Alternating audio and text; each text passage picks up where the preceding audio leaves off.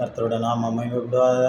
அதே வனாந்தரத்தில் இயேசுவை கூட்டிக் கொண்டு உயரமான இடத்துல இருந்து அந்த உலகத்தை பூரா காமிக்கிறான். இந்த உலகம் முழுவதும் உனக்கு தர்றேன், என்னை தாழ விழுந்து என் காலை பணிந்து கொள், உனக்கு இந்த உலகத்தை எல்லாம் தர்றேன்னு சொல்லி அங்கே இயேசுவா சாசானம் சோதித்தான். நீங்கள் நானும் இந்த நாட்களில் பிள்ளைகள் அழுகும் பொழுதோ, வீட்டிலேயோ கணவனோ மனைவியோ பிள்ளைகளோ ஒரு காரியம் கேட்கும் பொழுது, நீ பயப்படாதம்மா, எவனாவது காலை கையில் விழுந்தாச்சும் உன்னை நான் காப்பாற்றிடுவேன்னு சொல்கிறோம். அந்த வார்த்தை தப்பான வார்த்தை. அங்கே தேவனாய் கர்த்தரை மாத்திரம்தான் பணிந்து கொள்ளணும். இயேசுவை மாத்திரம்தான் பிதாவை தேவனை பணிந்து கொள்ளணும், இயேசுவை பணிந்து கொள்ளணும். எந்த மனிதன் காலில் எனக்கு விடக்கூடாது. இன்றைக்கி பாருங்கள், நீங்கள் நானும் கடவுள் நம்மளை ஆசீர்வதிக்க ரெடியாக இருக்கும் பொழுது கடவுளை உயர்த்தாமல் மனிதனை உயர்த்தி போய் இன்றைக்கி கலக்கத்தில் கண்ணீரில் அநேக ஆசீர்வாதத்தை இழந்துக்கிறோம். ஒரு கடன்காரன் காரணமாக கடவுளை போல உங்களை பார்க்குறேன் அப்படின்னு சொல்லி கடவுளுக்குள்ள மகிமை அந்த மனிதனுக்கு சருகிறோம். கொஞ்ச நேரத்தில் அவன் கேவலப்படுத்துவான், அவமானப்படுத்துவான், நம்மளை சிறைப்படுத்தி போவான். ஆனால் அந்த மனிதனை கடவுளுக்கு ஒப்பனையாக அவனை பணிந்து கொள்கிறோம். உங்கள் கையை காலாக நினைக்கிறேன்னு சொல்லி நம்ம செய்கிறோம். அதெல்லாம் தப்பு. கர்த்தரை மாத்திரம்தான் நம்ம உயர்த்தணும், அவரை மட்டும்தான் மகிமைப்படுத்தணும், அவர் பாதத்தில் மட்டும்தான் நம்ம விழுந்து பதிஞ்சு தொழுது கொள்ளணும். அதை விட்டுவிட்டு நம்ம என்ன பண்ணுறோம், உலக காரியத்துக்காக, உலக சிற்றின்பத்துக்காக, உலகத்தில் கொஞ்ச நாள் வாழ்க்கைக்காக ஆறாறு காலிலே விழுகிறோங்கிறோம். யாரையோ தேவனுக்கு ஒப்பனையாக நம்ம நினைக்கிறோம். அது தேவனுக்கு உள்ள மகிமையை தேவனுக்கு மாத்திரம்தான் கொடுக்கணும். எந்த மனிதனுக்கு அந்த மையை விட்டு கொடுக்க மாட்டேன்னு இயேசு சொல்லுகிறார். பிரியமான ஜனமே, எனக்கு பிரியமான தாயை தகப்பனே சகோதரனே, நீங்கள் பயப்படாதீங்க, கர்த்தர் உங்களோடு இருக்கிறார். நீங்கள் எந்த சூழ்நிலையும் யார் காலையும் விழக்கூடாது. அந்த சாத்ராக் மேசாக்காவை அதே தான் சொன்னாங்க, என் தேவனாய் கர்த்தரை மட்டும்தான் பணிந்துக்கிறோம், நீ வணங்குற சிலையை நான் பணிந்து கொள்ள மாட்டேன். என் தேவன் காப்பாற்றினாலும் காப்பாற்றாமல் போனாலும் பரவாயில்ல, எங்கள் தேவனை மாற்றம் தான் பணிந்து கொள்வேன்னு சொல்லி அவங்க வைராக்கியமாக இருந்தாங்க. அதனால் தேவன் அற்புதம் செய்தார். அவர்கள் வைராக்கியம் வரட்டினாங்க.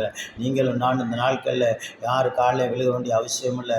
அற்ப காரியத்துக்காக, உலக காரியத்துக்காக, ஒரு சிற்றின்பத்துக்காக, உலக முகத்துக்காக, பிரபஞ்சத்துக்கு ஒத்தவசம் தெரித்து எவன் காலில் விழுகாதபடி, எந்த மனிதர்கள் காலில் விழுகாதபடி என் தேவனாய் கர்த்தர் அதன் காலத்தில் நேற்றியாக தருவார். எனக்கு வாக்குத்தத்தம் கொடுத்துருக்கிறாரு. உங்களை ஆசிரிக்கவே ஆசிரித்து பெருகவே பெருன்னு சொல்லியிருக்கிறார். இப்போதைக்கு அதை காட்டில் 1000 மடங்கு ஆசிரிப்பேன்னு சொல்லுகிறார். என் ஜனம் வெக்கப்பட்டு போகாது சொல்லியிருக்கிறாரு. ஆமே, என்னை பலப்படுத்தி சகாயம் செய்வேன்னு சொல்லியிருக்கிறாரு.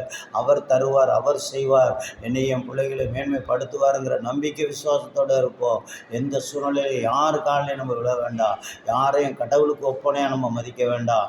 ஆசிர் சுவாசோட மனிதனை நம்புறதை காட்டிலும் தெய்வம் மேல் பட்டுதலாக இருக்கிறதுனாலன்னு பார்க்குறோம். எந்த மனிதனையும் நீங்களும் நானும் நம்ப வேண்டாம்.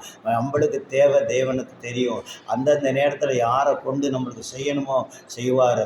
அது கடவுளுக்கு தான் மகிமைப்படுத்தணும். அதை விட்டு மனிதனையோ பொற்சிலைகளையோ விக்கிரங்களையோ நம்ம மகிமைப்படுத்த அது காலில் விட வேண்டாம். அது கண்ணு இருந்து பார்க்கறதில்ல, வாய் இருந்து பேசுறதில்லை, மூக்கு இருந்து முகர்றதில்லை, காது இருந்து கேட்பதில்லை. நம்ம தேவனாய் கர்த்தர் நம்ம இருதயத்தில் உணர்கிறத அப்படியே கேட்ட அற்புதம் செய்வார். தேவனாய் கர்த்தர் நம்ம வேதனைகள், கலக்கங்களை, கண்ணீர்கள், குமுறல்களை அறிந்து அப்பப்போ அற்புதம் செய்கிற தேவன். அப்புறம் மாத்திரம் அவர் ஜீவனோட தேவன், ஜீவாதிபதி, 1000 பேர்களை சிறந்த தெய்வம் இயேசு ஒருவர் தான். அவருக்கு முக்கியத்துவம் கொடுப்போம். கர்த்தர் பெரிய பெரிய காரியங்களை செய்வார். பிரியமான ஜனமே, எந்த சூழ்நிலையிலையும் யார் காலில் விழ வேண்டாம். உலகத்தை காட்டி பாருங்கள். இயேசுவே காலில் உனக்கு பெரிய ஆசீர்வாதம் தரேன், பங்களா தரேன், உலகத்தை ராஜ்யத்தை தரேன் ஏமாத்தினா இதெல்லாம் ஒரு நாள் மடன்னு ஆயிரும். இந்த உலகத்தில் பாருங்கள், இப்போ நடக்கிற யுத்தத்தை செய்தி கேட்குறோம். எத்தனையோ பில்டிங்கை மாடலாக கட்டினாங்க. ஒரு சின்ன குண்டு அதெல்லாம் ஒன்றும் இல்லாமல் இந்த உலகம் அழிவுக்கு உள்ளது. ஆமை, நித்திய ராஜ்யம் பரலோகம் நித்தியம் அழியாது. அங்கே பூச்சி இல்லை, புழு இல்லை, அங்கே எங்கே வேதனை துன்பங்களும் இல்லை. அங்கே மகிமையான இடம். அந்த மகிமையான இடத்த வாஞ்சிப்போ. கர்த்தர் பெரிய காரியங்களை செய்வார். ஆமேன். இயேசு கிறிஸ்து சீக்கிரம் வரப்போகிறார். ஆமே, அவருக்காக நம்ம காத்திருப்போம். பெரிய காரியங்களை செய்யட்டும். ஆமேன்.